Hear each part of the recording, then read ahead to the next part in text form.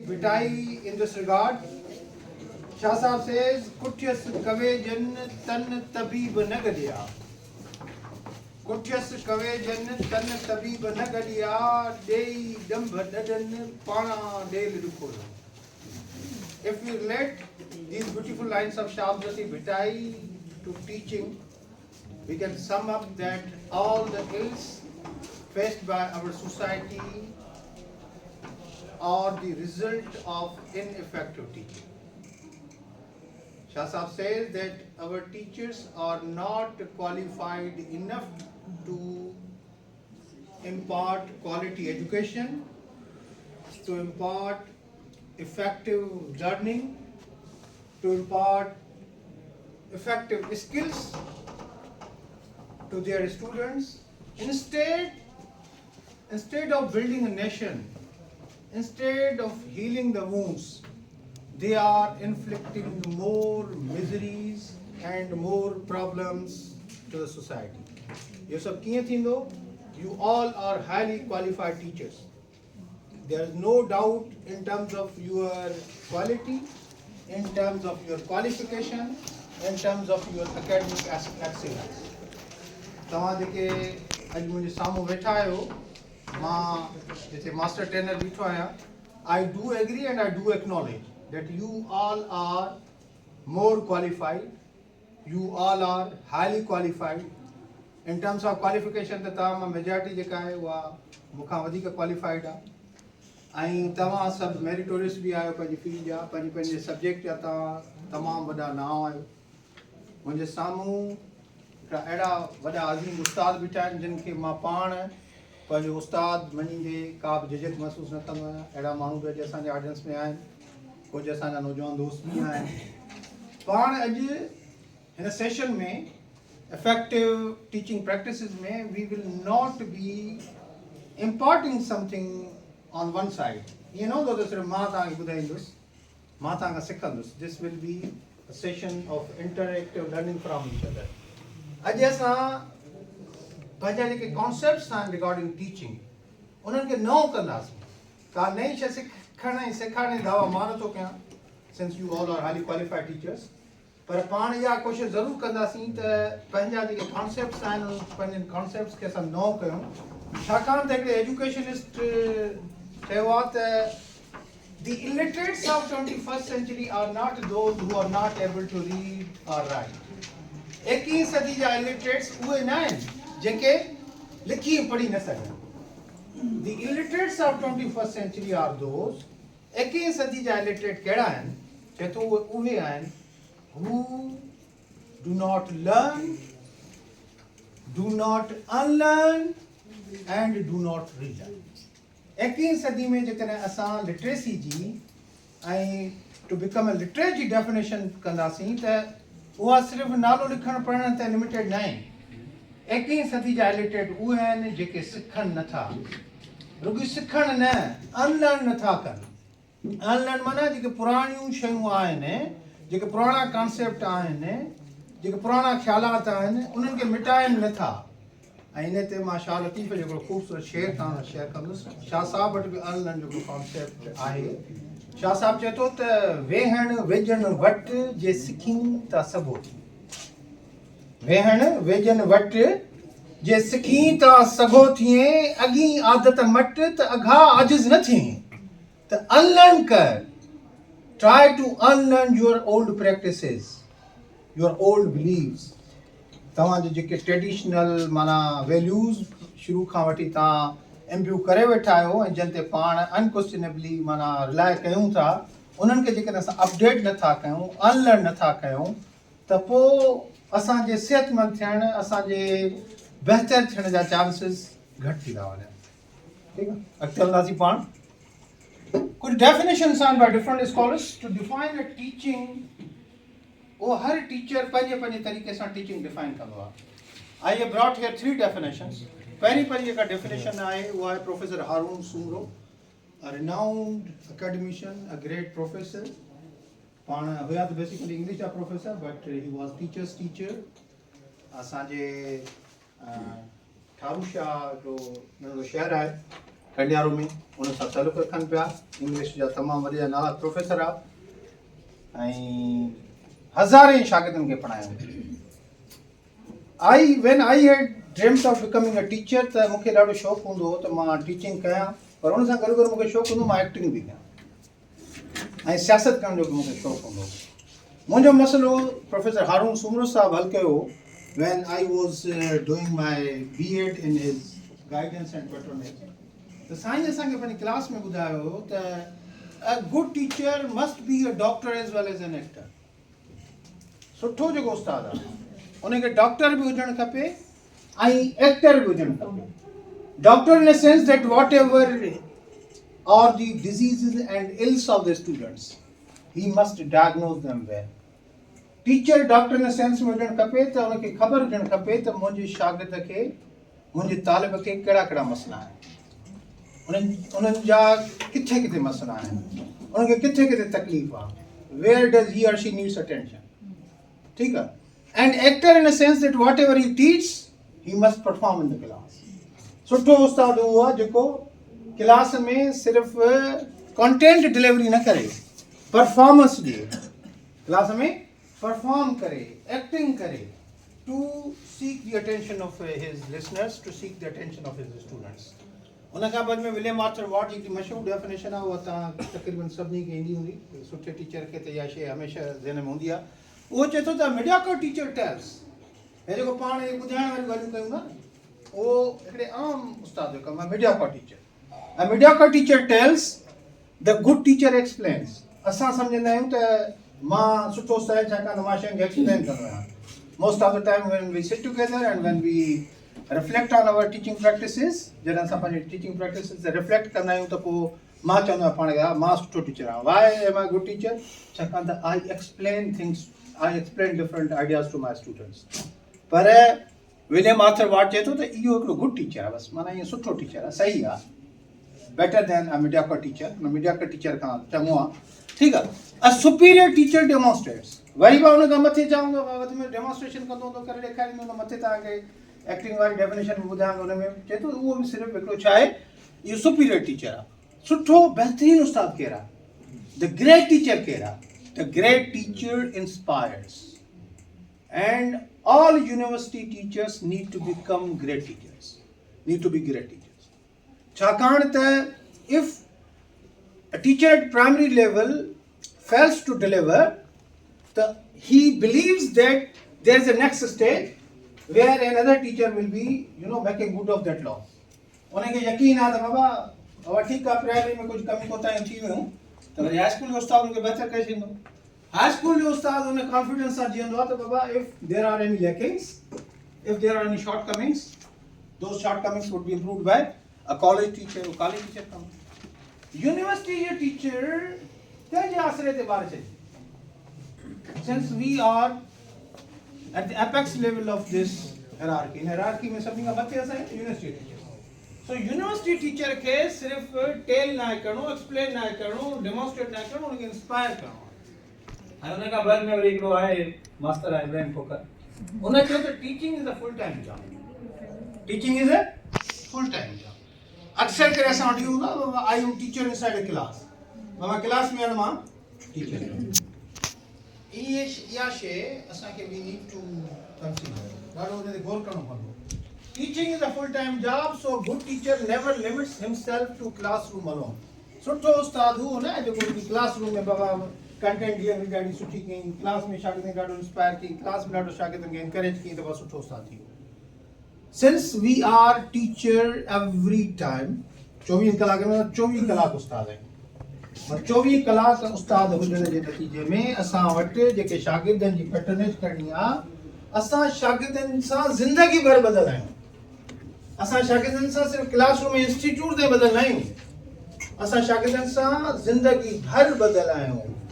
छो त असां कमु त हाली फ़िलहाल ईअं था कयूं जीअं छा चयो त ओरियां ई आणी मेड़ियो मोल में ख़बरूं, हे कंटेंट डिलीवरी लाइ शयूं हेॾा होॾा किताब टे पढ़ी करे मिड़ई खणी था अचनि।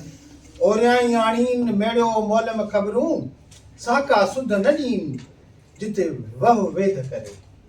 इहो नथा सेखारनि त लाइफ जा चैलेंजेस कहिड़ा आहिनि, फ्यूचर जा चैलेंजेस कहिड़ा आहिनि, कहिड़ा problems, potential problems our students will face in their practical life. If teachers are not going to inform, train ऐं शागिर्दनि खे उन जे बारे में आगाह नथा कनि त पोइ उन्हनि पंहिंजो हक़ अदा न कयो एट यूनिवर्सिटी लेवल। छाकाणि त ॿिया जेके टीचर आहिनि उन्हनि खे तव्हांखे ॿुधायो त उन्हनि खे आसिरो आहे त नेक्स्ट लेवल ते हिकिड़ो ॿियो टीचर उनखे इहे शयूं ॿुधाईंदो। असां जेके यूनिवर्सिटी जा टीचर आहियूं ख़ासि तौर ते असांजे लाइ ज़रूरी आहे त we must inform all the potential challenges of future. We are not suppose to teach, we are also suppose to train. अॻिते साईं हाणे in this context the role of teaching is not limited to content delivery alone. If पाण शुरू इन ॻाल्हि सां कयोसीं त we will try to unlearn some things, कुझु शयूं असां unlearn कंदासीं, पोइ कोशिशि कंदासीं त कुझु शयूं पाण छा कयूं, रीलर्न कयूं। त रीलर्न में पाण पहिरीं ॻाल्हि त इहा unlearn कयूं त we are not supposed to be content deliverers. असां सिर्फ़ु कंटेंट डिलीवरी ॾींदा आहियूं बदल।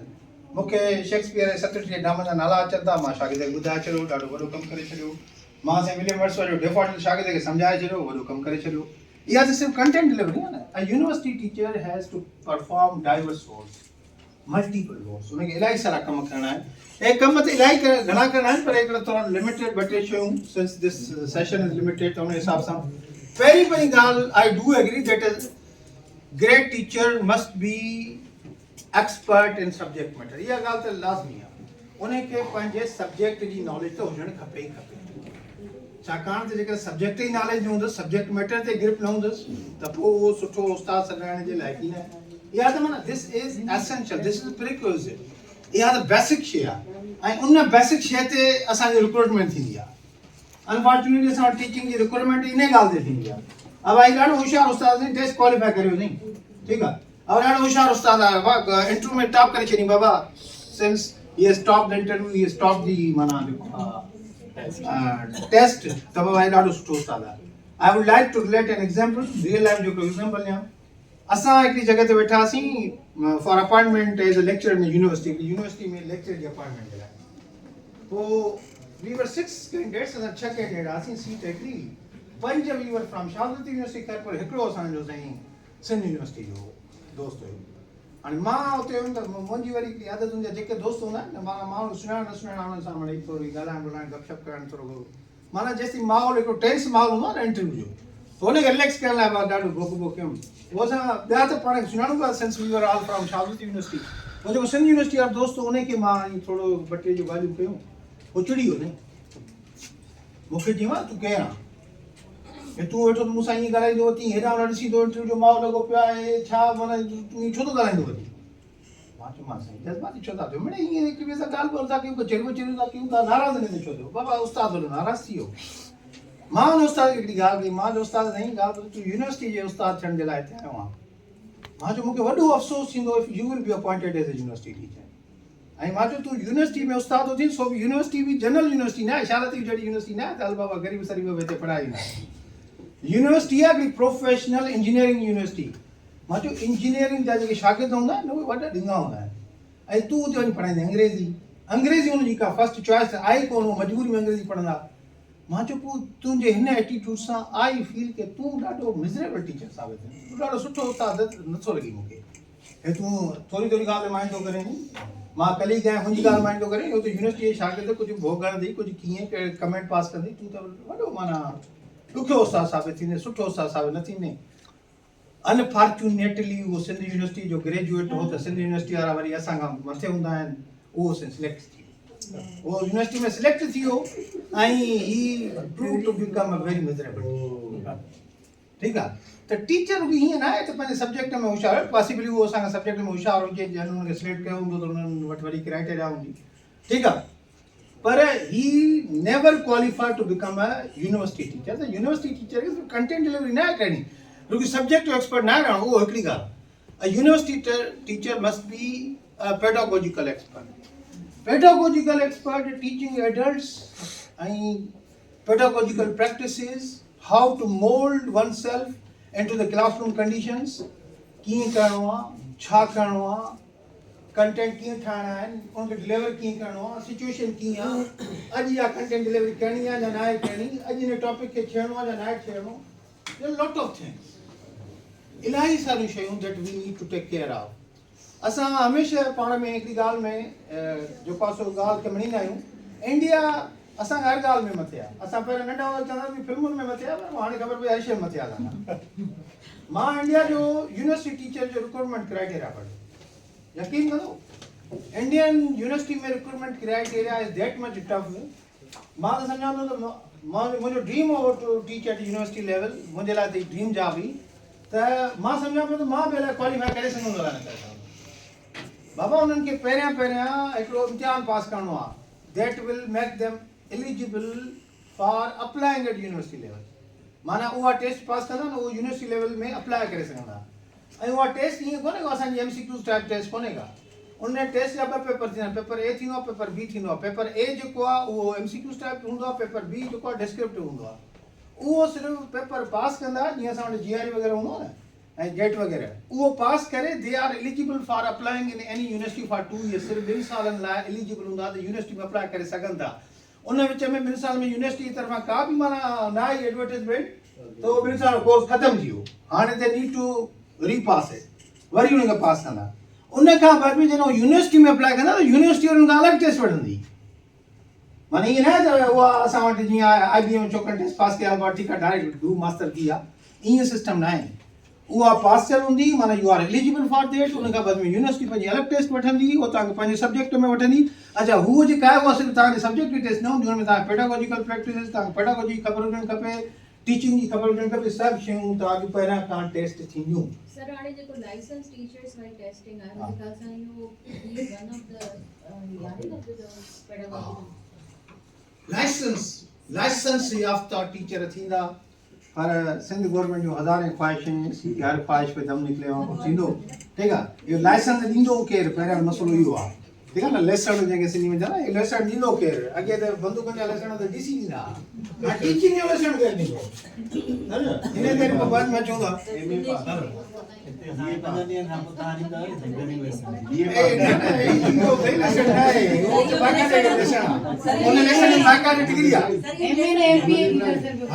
ये लाइसेंस नींदा MA ऐं मैट्रिक पास.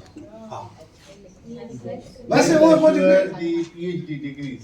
हिकिड़ो हमरा हुयो न, उहो सही छा पियो करे, फॉर्म पियो करे. अब छा जो फॉर्म भरी चई मूंखे तोप जो लेसण खपे. चयूं बाबा तोप जो लेसण इहो थींदो आहे तोप लेसण. चई अॻे माना असांजे वॾे न खंड जे लाइ लिखी एप्लीकेशन त हुनखे किलो ॾिनी आहे. त हाणे मां तोपे लाइ थो लिखां.